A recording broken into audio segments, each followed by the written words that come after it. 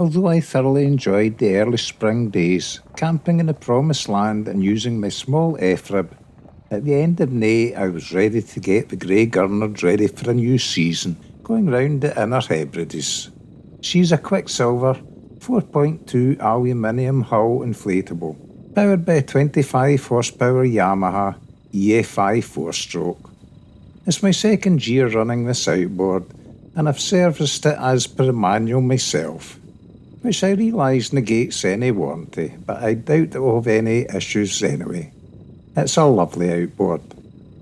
I find the boat itself can easily handle force 4 conditions in the long exposed sea crossings between the islands, although I have to keep the speed down in the rough stuff, which is much the same as any boat. It is exceptionally easy to launch and recover myself, which is why I prefer these lightweight boats. This was its first launch in 2023, when I was keeping to the safety of Loch Etive until I made sure she was ready again for open seas. It was a grey, overcast morning as I set off for the promised land, although the forecast promised brighter weather on its way. It felt great again to feel a bit of speed after using the small F-rib and 6 horsepower all winter. Although I was carrying full camping kit, I could easily cruise around 16 miles per hour and touch 25 miles per hour flat out if I wished. However, it was not as fuel efficient as a small 6 horsepower, but it has a lovely and very reliable slow tick over speed, perfect for trawling fishing lures.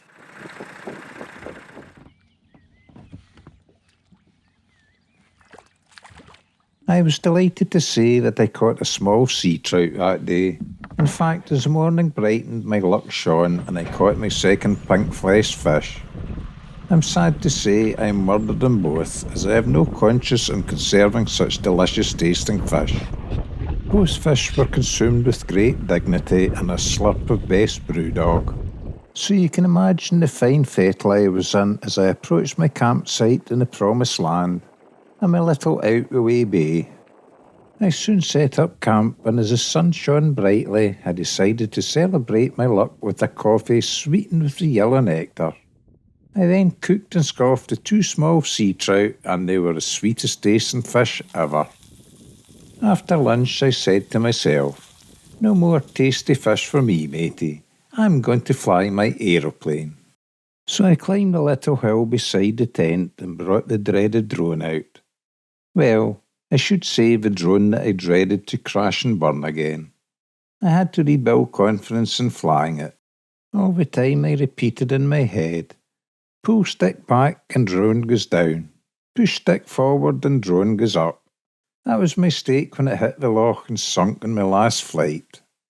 I also told myself, don't fly it over the water. Keep it high and in if doubt, let everything go and it will sit and hover until I work out my next move. Simples, huh?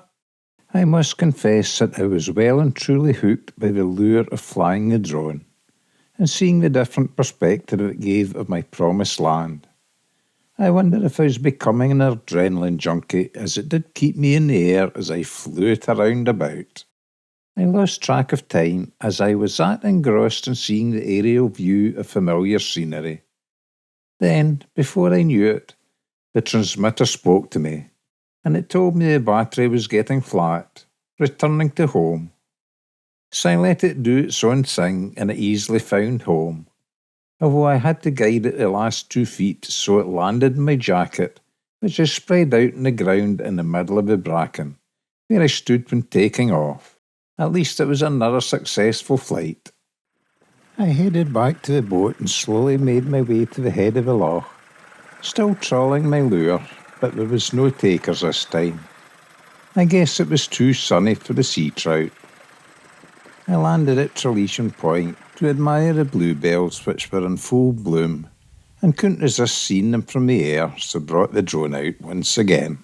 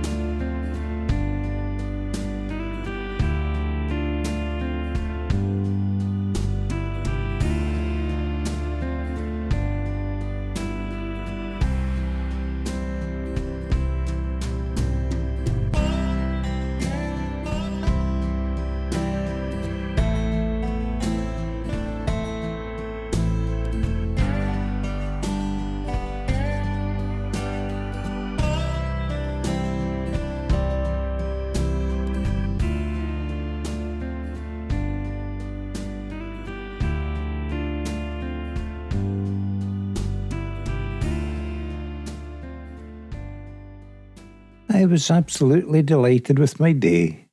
2 trout, a perfectly working 25 horsepower outboard, ready for open sea and a couple more flights under my belt. It was night trying to try out my auxiliary outboard to ensure it also performed well.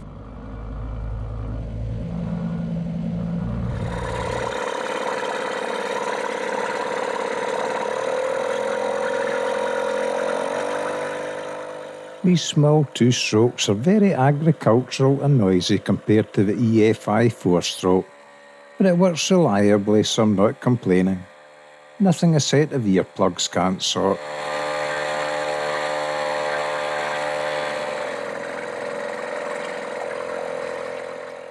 I let it run at a steady walking pace while trawling the lure again, and not so much as a nibble. I guess the noise scared the fish away as there were no bites. I lost interest and landed at the very end of the loch to see what it looked like from the air.